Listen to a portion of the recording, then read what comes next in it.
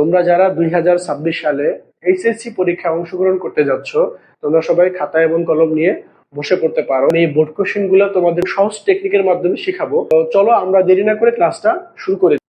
আমরা প্রথম যে প্রশ্ন সলভ করবো, দেখো সেটা হচ্ছে গিয়ে লেখা এখানে যে an honest man is honored everywhere by all। তাহলে এটা হচ্ছে আমাদেরকে অ্যাক্টিভ করতে দিয়েছে। তো এটা অ্যাক্টিভ যেহেতু করতে দিয়েছে, তার মানে কি এইটা ভয়েসটা কি প্যাসিভ অবস্থায় আছে। তো তোমাকে প্যাসিভ থেকে অ্যাক্টিভ করতে দিক বা অ্যাক্টিভ থেকে প্যাসিভ করতে দিক, তুমি সবসময়ের জন্য ভয়েস চেঞ্জ করার ক্ষেত্রে খেয়াল রাখবা, আগে খুঁজে বের করবা সাবজেক্ট কোনটা, ভার্ব কোনটা, আর কি অবজেক্ট কোনটা। সেম ভাবে দেখো আমরা এখানে অ্যান অনেস্ট ম্যান, এটুকু হচ্ছে এখানে সাবজেক্ট, ইজ অনার্ড এটা হচ্ছে কি ভার্ব, আর এই যে অল এটা হচ্ছে কি অবজেক্ট। আর এভরিহোয়ার যেটা দেখতে পাচ্ছি এটা হলো একটা ভয়েস চেঞ্জ অতিরিক্ত অংশ থাকতে পারে, থাকুক, এটা আমাদের কোনো সমস্যা না। তোমাকে যখন অ্যাক্টিভ থেকে প্যাসিভ করতে দেখ বা প্যাসিভ থেকে অ্যাক্টিভ করতে দেখ, তুমি সবার আগে করবে কি অবজেক্ট যেটা থাকবে এটাকে সাবজেক্টে নিয়ে আসবা। আমার অবজেক্টে কি আছে এখানে অল, তাহলে আমি এটাকে অলটাকে সাবজেক্টে আনলাম। এখন এখানে অল ছিল ছোট হাতের, কিন্তু এখানে হবে বড় হাতের। আচ্ছা, তাহলে আমরা অবজেক্টটাকে সাবজেক্ট করলাম, করার পরে আমার এখানে যে ভার্ব আছে এই ভার্বটাকে আমরা এখানে লিখবো। এখানে অনার্ড ভার্ব আছে। এখন অনার্ড ভার্বটাকে আমরা এখানে আনার সময় খেয়াল রাখবো যে আমি কি এখানে অনারটাকে অনার অবস্থায় লিখবো নাকি আমি হচ্ছে আমি এটাই লিখবো। না, তুমি খেয়াল রাখবা অনারের আগে আমার যে অক্সিলারি ভার্বটা দেয়া আছে, এই অক্সিলারি ভার্বটা কি দ্বারা কি প্রেজেন্ট টেন্স বোঝাচ্ছে নাকি পাস্ট টেন্স বোঝাচ্ছে। এই অক্সিলারি ভার্ব দ্বারা যদি প্রেজেন্ট টেন্স বোঝায়, তাহলে তুমি এই ভার্বের প্রেজেন্ট ফর্ম লিখবা। প্রেজেন্ট ফর্ম লেখার সময় খেয়াল রাখবা এটার আগে যে সাবজেক্টটা দেওয়া আছে এই সাবজেক্ট কি সিঙ্গুলার নাকি প্লুরাল। সাবজেক্ট যদি এটা সিঙ্গুলার হয় তাহলে ভার্বটা কি হবে সিঙ্গুলার, আর সাবজেক্ট যদি প্লুরাল হয় ভার্বটা কি হবে এখানে প্লুরাল হবে। তাহলে দেখো এখানে অল, অল দ্বারা সবাইকে বোঝানো হয়েছে, তার মানে এটা হচ্ছে একটা প্লুরাল সাবজেক্ট। তার ভার্ব হবে কি প্লুরাল। সিঙ্গুলার এবং প্লুরাল ভার্ব বলতে আমরা কি বুঝি? সিঙ্গুলার ভার্ব বলতে আমরা সেই সকল ভার্বকে বুঝি যেই ভার্বের শেষে এস বা আইএস অথবা এস যোগ করা থাকে। এখন দেখো এই ভার্বের সাথে কি এস বা এস আইএস যোগ করা নেই, তাহলে এটাকে আমার প্লুরাল ভার্ব। তাহলে আমি প্রথমে কি করলাম অবজেক্টটাকে সাবজেক্ট করলাম, তারপর আমি ভার্বটাকে এখানে লিখলাম, লেখার পরে এখন বাকি আছে কি এখানে আমার এখানে সাবজেক্টটা, এই সাবজেক্টটাকে আমরা পরে আবার দেখে দেখে লিখবো। এখানে কি আছে অ্যান অনেস্ট ম্যান, তারপর আমার বাকি যে অংশটা ছিল এটাকে আমরা এখানে দেখে দেখে লিখবো। তাহলে দেখো আমার একটা হয়ে গেল কি অ্যাক্টিভ ভয়েস হয়ে গেল। সেন্টেন্সটা কি হলো দেখো, all honour and honest man every higher. এখন দেখো এই এভরি হায়ার কথাটা এটা আমার ভয়েস চেঞ্জ করার জন্য কোনো প্রভাব রাখে না, সেই জন্য আমরা এইটাকে যে কোনো জায়গায় লিখতে পারি সেন্টেন্সের মাঝে। তাহলে দেখো আমাদের এই an honest man is honour every higher, এটা অ্যাক্টিভ হবে কি all honour and honest man every higher. পরেরটা দেখি, দেখো পরে কি লেখা আছে এখানে, he is not only a teacher but also a singer. এটাকে আমাকে হচ্ছে গিয়ে সিম্পল সেন্টেন্সে রূপান্তর করতে দিয়েছে। হ্যাঁ দেখো তুমি দেখবা এই সেন্টেন্সটার ভিতরে দেখো এক জায়গায় আছে নট অনলি, এক জায়গায় আছে কি বাট অলসো। এই not only dot dot but also, এটা তো সূত্র হচ্ছে কি দেখো not only dot dot but also, এটা হচ্ছে আমাদের এটা সূত্র। যদি কোনো সেন্টেন্স এরকম not only dot dot but also থাকে, সেটাকে যদি তোমাকে সিম্পল করতে দেয় তুমি কি করবা, যেখানে নট অনলি দেওয়া আছে এই নট অনলির পরিবর্তে তুমি লিখবে এখানে একটা বোথ। নট অনলির পরিবর্তে কি লিখবো বোথ লিখবো, আর বাট অলসোর পরিবর্তে লিখবো একটা অ্যান্ড। তাহলে সেন্টেন্সটা কি হবে দেখো তো, তাহলে he is both a teacher, আর বাট অলসোর পরিবর্তে আমরা তো আগেই বললাম এখানে একটা অ্যান্ড হবে, লিখবো এখানে আমরা and a singer, and a singer. তাহলে আমরা সেন্টেন্সটা কি করলাম দেখো, নট অনলি জায়গায় লিখছি শুধু বোথ, আর বাট অলসো জায়গায় লিখলাম কি শুধু অ্যান্ড। আর সেন্টেন্সে যা ছিল সবকে আমরা আগের মতো রেখে দিয়েছি, শুধু কি নট অনলি জায়গায় একটা বোথ হবে আর বাট অলসো জায়গায় কি একটা অ্যান্ড হবে। তাহলে এটা কি হয়ে গেছে সিম্পল হয়ে গেছে। তো আশা করি তোমরা সবাই এটা বুঝতে পারছো। হ্যাঁ আমরা এখন নেক্সট কোশ্চেনে চলে যাব। সি নাম্বারে যে কোশ্চেনটা এসেছিল দেখো সেটা ছিল অনেকটা এরকম, though we are improving very fast we have to work hard for the country.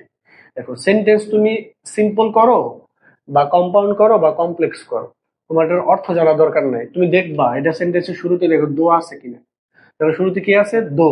যদি কোনো কমপ্লেক্স সেন্টেন্সের শুরুতে দো থাকে আর বড় কথা হচ্ছে এটা আমি বলতেছি complex sentence.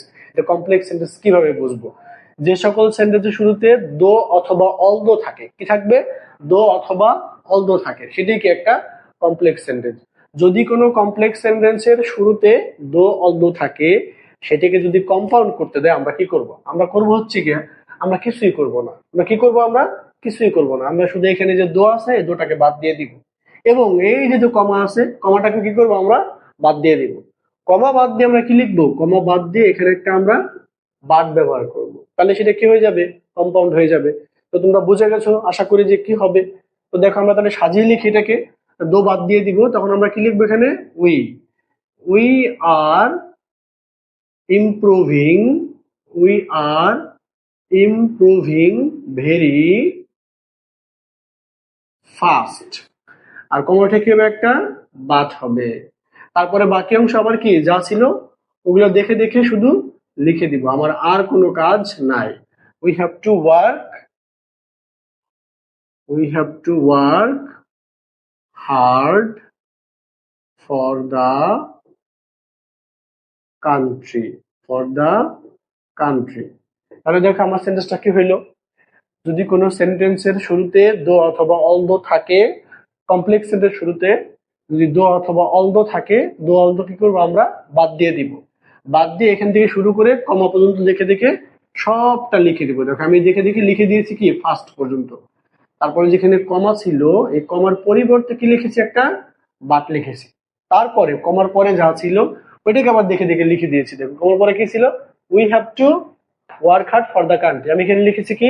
We have to work hard for the country. দেখো তাহলে আমার এরকম যদি দো অলদো দিয়ে কোনো একটা কমপ্লেক্স সেন্টেন্স থেকে সিম্পল কম্পাউন্ড করতে দেয়, তাহলে আমরা কি পারবো। হ্যাঁ, তো আমাদের এটা শেষ। তাহলে আমরা এখন পরেরটা দেখি। দেখো, very few cricket teams in the world are as unpredictable as Pakistan. হ্যাঁ, এখানে আনপ্রেডিক্টেবল, আচ্ছা আনপ্রেডিক্টেবল অ্যাজ পাকিস্তান, এটা হচ্ছে আমার ওই ডিগ্রি থেকে আসছে। পজিটিভ, কম্পারেটিভ, সুপারলেটিভ ওটা থেকে আসছে। করতে দিয়েছি কি দেখো এখানে সুপারলেটিভ করতে বলেছে। তাহলে আমরা যদি এইটাকে এখন সুপারলেটিভ করি আমরা কি করব? দেখো তুমি খেয়াল রাখবা, যদি কোনো পজিটিভ ডিগ্রির শুরুতে, এটা একটা পজিটিভ ডিগ্রিতে আছে, এটাকে আমাদের সুপারলেটিভ করতে দিয়েছে, যদি শুরুতে ভেরি ফিউ থাকে, কি থাকে? ভেরি ফিউ থাকে, তখন তুমি করবা কি? দেখবা এই সেন্টেন্সের ভিতরে দুইটা অ্যাজ আছে। দেখো দেখো এখানে একটা অ্যাজ আছে আর শেষে একটা অ্যাজ আছে। দুইটা অ্যাজ তুমি প্রথমে খুঁজে বের করবা দুইটা অ্যাজ কোথায় আছে। দুইটা অ্যাজ যে আমরা পাওয়ার পরে দেখবা দুই নাম্বার, দ্বিতীয় নাম্বার অ্যাজটা কোথায় আছে, এই যে এটা।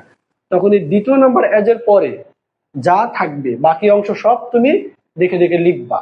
তাহলে শেষে কি লেখা আছে? দেখো শুধু পাকিস্তান লেখা আছে। তাহলে আমি তোমাদের কি বলেছি আরেকবার বলি, যদি কোনো পজিটিভ ডিগ্রি শুরুতে ভেরিফিউ কথাটা থাকে সেটাকে যদি সুপারলেটিভ করতে দেয়, তখন তুমি দেখবা এই সেন্টেন্সের দুইটা যে অ্যাজ আছে এই দুইটা অ্যাজকে আগে খুঁজে বের করবা। খুঁজে বের করে দ্বিতীয় অ্যাজের পরে যা থাকবে ওটাকে দেখে দেখে লিখবা। লেখার পরে তারপরে তোমার হচ্ছে গিয়ে এই যে যে ভার্বটা, দেখো ভার্ব, এই ভার্বটাকে তুমি এখানে নিয়ে আসবা। তবে ভার্বটা এখানে আনার সময় খেয়াল রাখবা এখানে আছে কি দেখো আর, এখানে এটা হয়ে যাবে কি ইজ।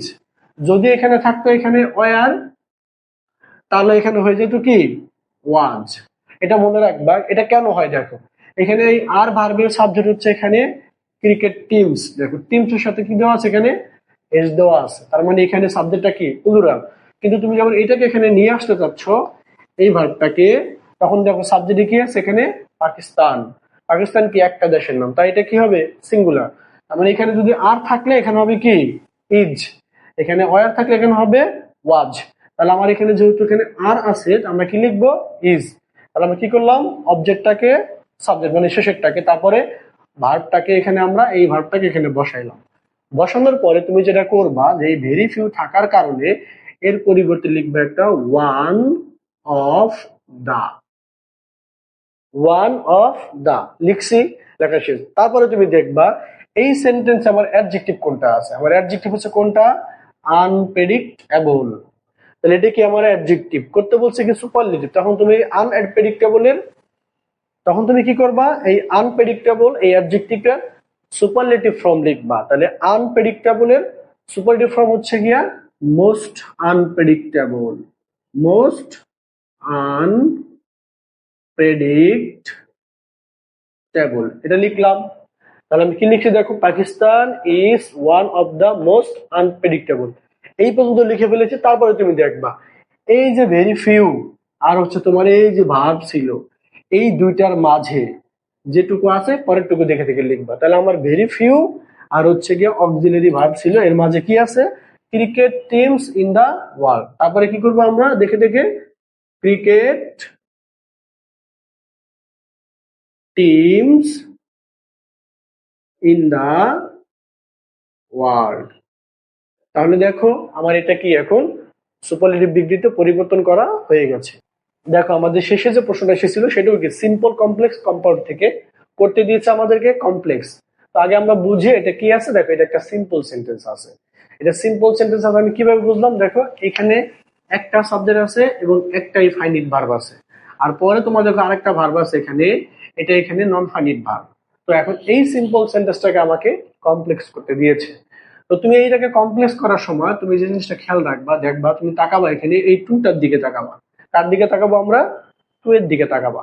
দেখবা এরকম করে কোন সিম্পল সেন্টেন্সের মাঝে যদি টু থাকে এবং টু এর পরেই যদি ভার্ব থাকে, টু থাকবে কোন একটা সেন্টেন্সের মাঝখানে এবং টু এর পরে কি থাকবে, একটা ভার্ব। দেখো গেট হচ্ছে একটা ভার্ব, এরকম যদি ভার্ব থাকে সেটাকে কমপ্লেক্স করার জন্য তুমি যেটা করবা, এই সেন্টেন্সের একবারে শুরু থেকে টু এর আগ পর্যন্ত যা আছে পুরোটা দেখে দেখে লিখে দিবা। তাহলে শুরুতে কি আছে দেখো এখানে, মাই ফ্রেন্ড, তাহলে আমি লিখবো এখানে দেখে দেখে মাই ফ্রেন্ড। তারপরে কি, কেম, তারপরে কি টু মি। দেখো এইখানেও কিন্তু একটা টু আছে, কিন্তু আমি এটার দিকে তাকাবো না, আমি বলছি টু থাকবে তারপরে আবার ভার্ব থাকতে হবে। এই টুর পরে কি ভার্ব না, এখানে কি অবজেক্ট দেওয়া আছে, তাহলে টু গেট ভার্ব দেওয়া আছে। তাহলে আমি কি করবো, এই টু এর আগ পর্যন্ত দেখে দেখে লিখবো। লেখার পরে এখানে যে টু আছে, টু এর পরিবর্তে তুমি একটা সো দ্যাট লিখবা। কি লিখবা, সো দ্যাট লিখবা। তার পরবর্তী তুমি যেটা করবা, দেখবা এই যে প্রথম যে সাবজেক্টটা ছিল প্রথম সেন্টেন্সের টু এর আগে, এই সাবজেক্টের প্রোনাউন বসাবা। তাহলে এখানে মাই ফ্রেন্ড মানে আমার বন্ধু, হ্যাঁ, তাহলে আমার বন্ধুর প্রোনাউন কি হইতে পারে, এখানে আমার বন্ধুর প্রোনাউন হইতে পারে কি, এখানে হি অথবা সি, তুমি যে কোনো একটা লিখলেই হবে। তাহলে আমি এখানে লিখলাম ধরো হি, হ্যাঁ, আমি এটাকে বন্ধুকে ছেলে ধরে এখানে হি লিখলাম, তুমি এখানে সিও লিখতে পারো, সি লিখলেও তোমারটা হবে। তারপরে লিখলাম সো দ্যাট হি। তারপর হচ্ছে দেখবা এই যে ভার্বটা দেওয়া ছিল আমাদের এখানে, এই ভার্বটা কি ভার্ব ওয়ানে আছে নাকি হচ্ছে তোমার এটা ভার্ব টুতে আছে। দেখো কেম, দেখো আমরা যদি একটু দেখি, দেখো কাম, তারপরে হচ্ছে এক্ষেত্রে কি হয়, এটা থেকে কেম, তারপর আছে আবার কি হয়, কাম। এটার প্রেজেন্ট ফর্ম কাম, পাস্ট ফর্ম কেম, আবার পাস্ট পার্টিসিপল ফর্ম কি, কাম। এটার এক নাম্বারটা এবং তিন নাম্বারটা সমান, আর মাঝখানেরটা একটু ব্যতিক্রম, এটা হচ্ছে কেম। দেখো ভার্বটা আছে কি এখানে, তাইলে যেহেতু কেম তার মানে কি এটা ভার্ব টুতে আছে। যদি এটা ভার্ব টুতে থাকে তারপরে সাবজেক্টের পরে তুমি এখানে একটা কুড দিবা। কি দিব, কুড দিব। এই ভার্বটা যদি মানে ভার্ব টু না থেকে বা পাস্ট ফর্ম না থেকে যদি প্রেজেন্ট ফর্ম থাকতো অথবা ভার্ব ওয়ান থাকতো, তাহলে আমরা কিন্তু কুড লিখতাম না, কি লিখতাম, ক্যান লিখতাম।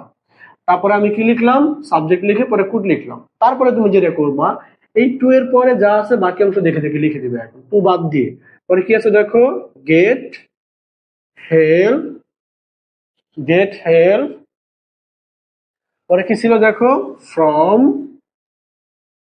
আস। তাহলে আমার কি দেখো পাঁচটা কোশ্চেন কি সলভ করা হয়ে গেল। তোমার যদি মনে হয় এরকম আরো ক্লাস তোমরা চাও, তাহলে কমেন্ট করো এবং লাইক দাও এবং হচ্ছে তোমার বন্ধুদের মাঝে শেয়ার করে ভিডিওটা ছড়িয়ে দাও। এবং বিশেষ করে দেখো, যদিও ক্লাসটা আমি নিয়েছি এইচএসসি বোর্ড থেকে, কিন্তু যারা এইচএসসি পরীক্ষা দিবা 2026 সালে, তোমরাও কি এই ক্লাসটা দেখতে পারো, তোমাদের ইনশাল্লাহ অনেক উপকার হবে।